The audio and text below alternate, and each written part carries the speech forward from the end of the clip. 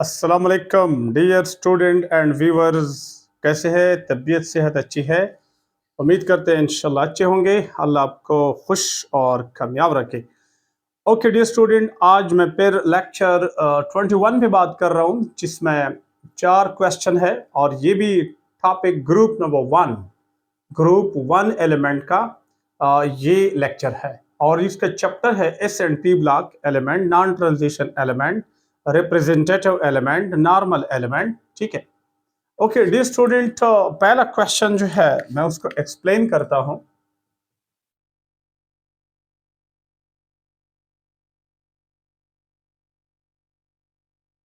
अच्छा, question number 1 क्या कहते हैं?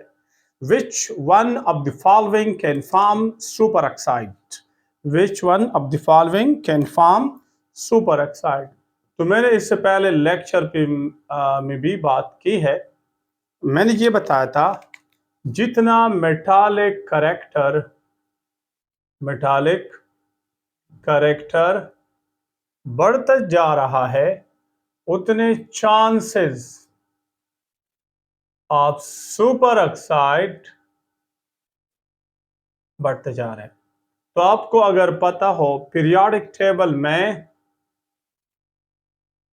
सपोज अगर एक जनरल स्केच बना ले, ये पीरियोडिक टेबल है, तो इसमें मेटल सबसे बड़े एलिमेंट मेटल इस साइड पे है। ठीक है, मेटल इधर बढ़ते जा रहे हैं और इधर बढ़ते जा रहे हैं। ये हम किसकी बात करते हैं? ये हम मेटालिक करेक्टर की बात करते हैं।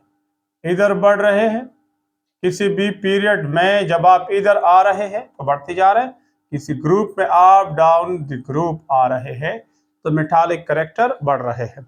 इसका क्या मतलब हुआ? इसका मतलब हुआ कि सबसे ज्यादा मेटालिक करेक्टर यहाँ पे है। यहाँ पे क्या है? मोस्ट मेटालिक एलिमेंट्स है।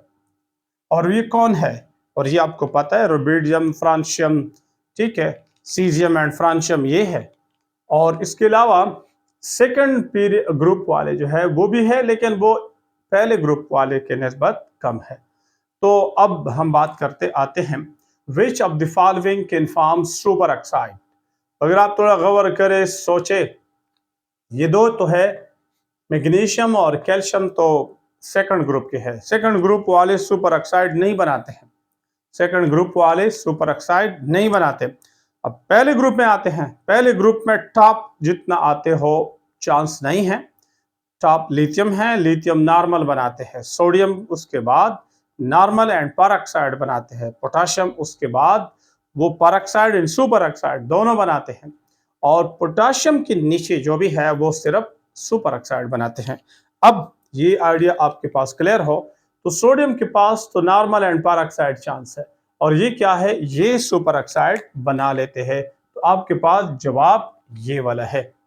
Okay dear student, next question जो है, question number 2। Question number 2, anomalous behavior of lithium is due to its, anomalous mean unique, अजीब, distinguished, different जो है, ये प्रॉपर्टीज लिथियम की क्यों है? लिथियम अपने फैमिली से बगावत करते हैं। इसकी वजह क्या है कि लिथियम अपने ग्रुप से हट के कुछ प्रॉपर्टीज दे देते हैं। इसकी वजह ये है, पहला small radius. Yes, small radius तो है, सबसे ऊपर है, छोटा है। और जब ये छोटा हो, कोई एलिमेंट जब छोटा हो, तो इनका आउटर इलेक्ट्रॉन पे होल्ड ज्यादा होता है।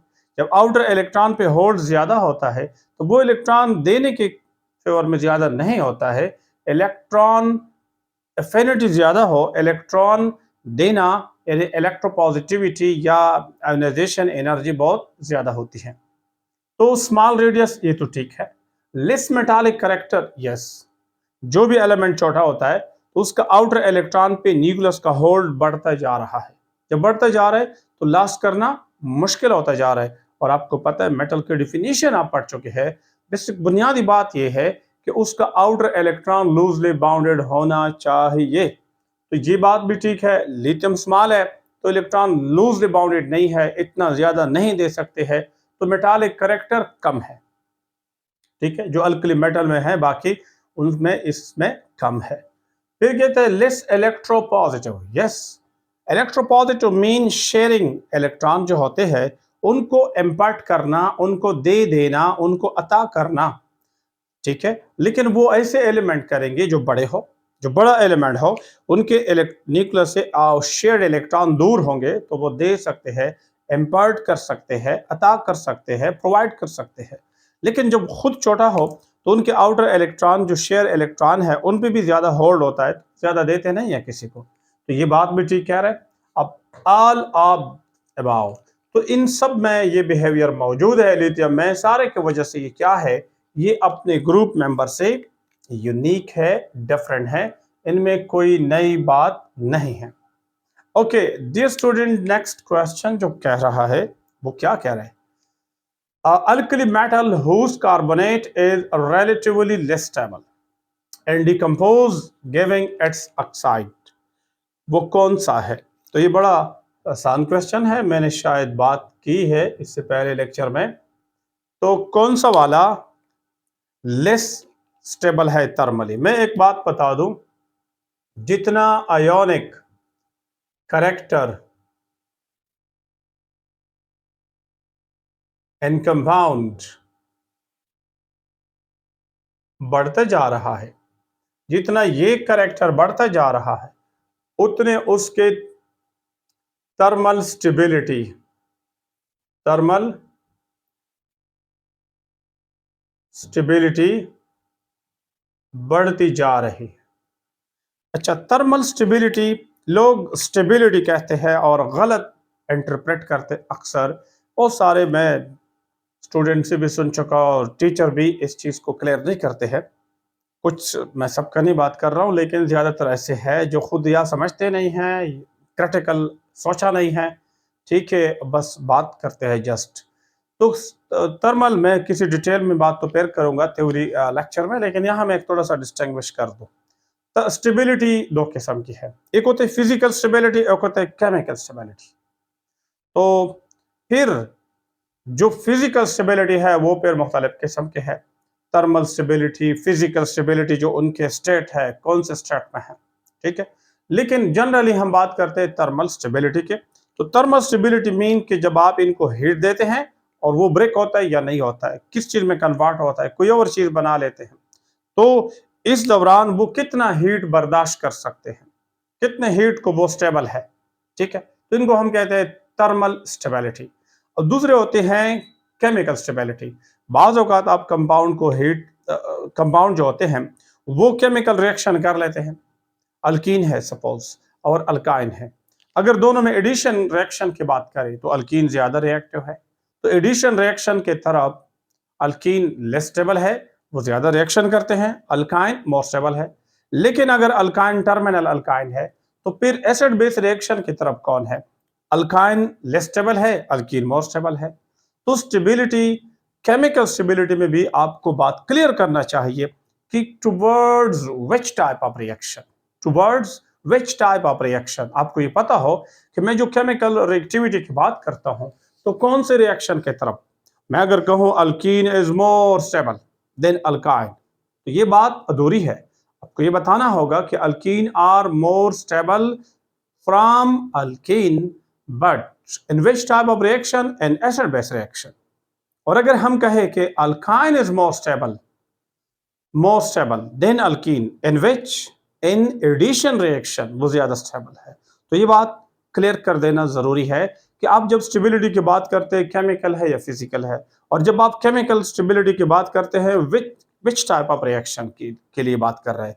यानी ये नहीं है कि बस केमिकली मोर स्टेबल है, कुछ जगहों में तो ये बात काम कर लेगी, लेकिन बहुत सारी जगह ऐसे है जहां ये कॉमन बात काम नहीं करते हैं। तो आपको थोड़ा स्टूडेंट को समझाना होगा और स्टूडेंट को भी समझना होगा कि मैं अल्कीन और अल्काइन में कंपैरिजन करता हूं, तो मुझे थोड़ा समझना होगा कि मैं किस चीज में बात कर रहा हूं, किस किस्म के रिएक्शन में बात कर रहा हूं। ओके डियर स्टूडेंट, यहां हमारा वो टॉपिक नहीं है, लेकिन आपको चीज क्लियर हो, अयोनिक कैरेक्टर इन कंपाउंड जब ज्यादा हो तो थर्मल स्टेबिलिटी ज्यादा होती है।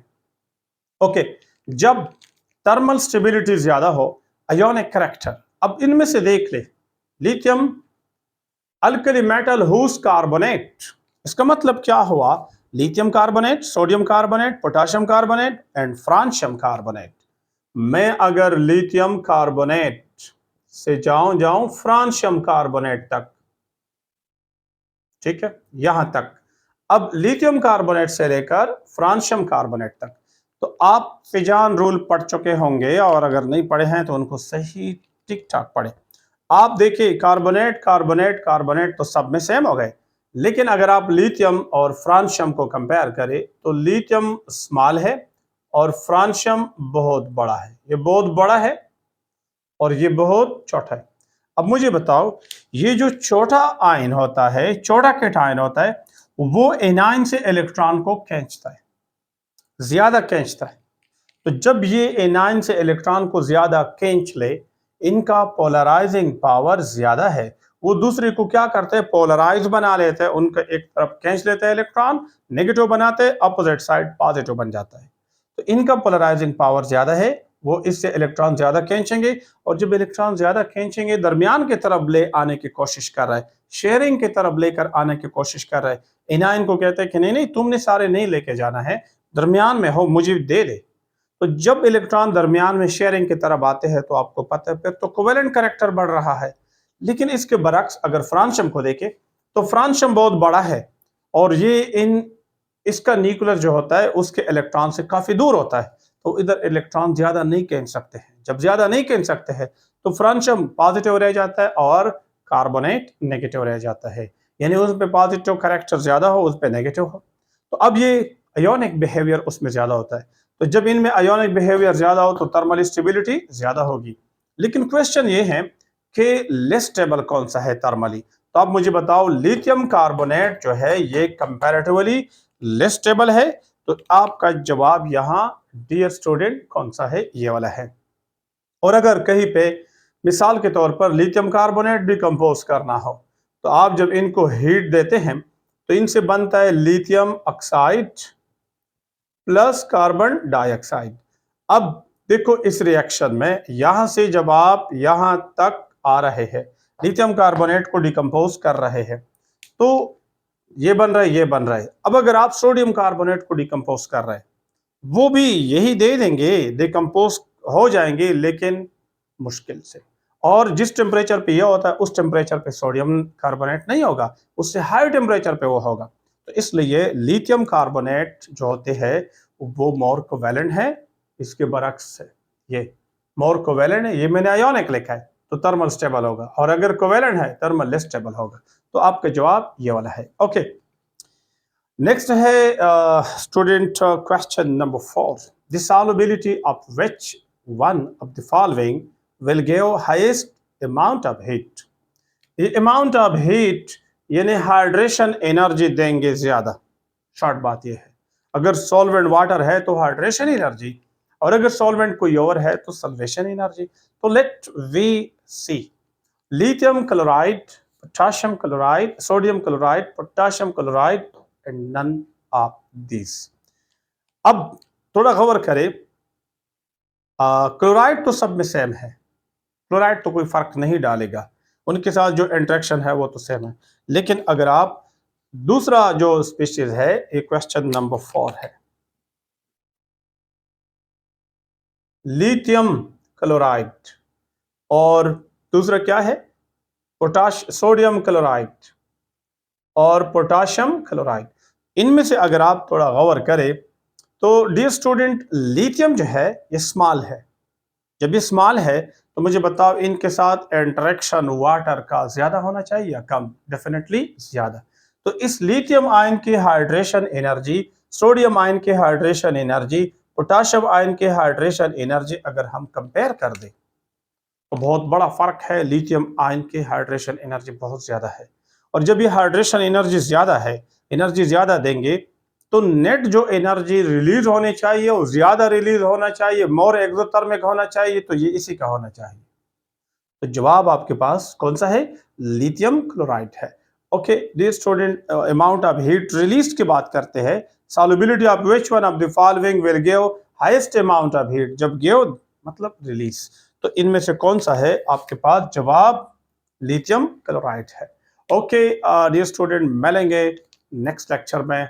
और मैंने बार बार कहा है चैनल को सब्सक्राइब करें और आगे दोस्तों को जो है अब वो शेयर कर दे। टेस्ट में थोड़ा डिले हुआ, खासकर मैं ईटा स्टूडेंट से मुखातिब हूँ, तो टेस्ट तो डिले हो गया और बल्कि पूरे पाकिस्तान में जो है टेस्ट पीएमसी का डिले हुआ है। तो इसलिए जो है आपके लिए मज़ीद टाइम है, तो कोशिश करें कि यूट्यूब चैनल के लेक्चर को भी गौर से पढ़ें जहाँ जहाँ आपको मसले हैं, ताकि वो छोटे छोटे मसले क्लियर हो जाए। Okay, see you in next lecture. अल्लाह हाफिज़।